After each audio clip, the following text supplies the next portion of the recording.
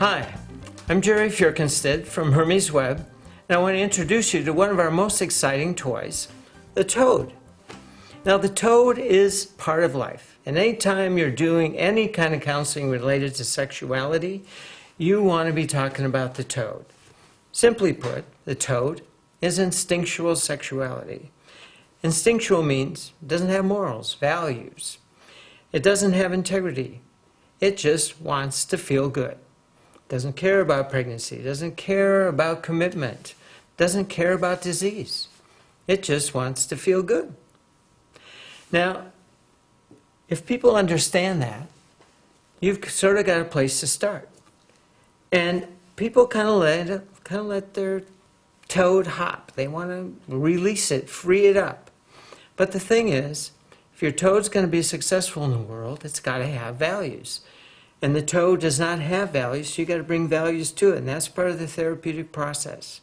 You got to bring the values to the toad. You got to work out a deal. How does your toad get its needs met in a legitimate manner without harming other people?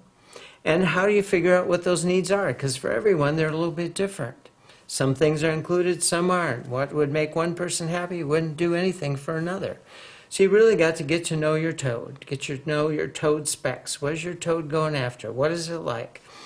And you also want values to come to your toad because, to be honest, if the toad is left to his own devices, he's never going to clean up the messes. He's always going to make messes.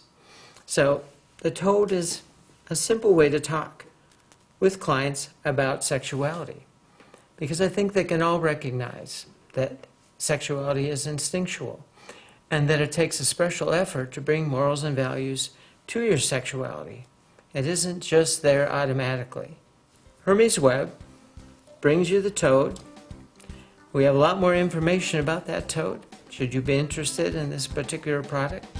But I think it's an excellent way to start working with people around sexual issues.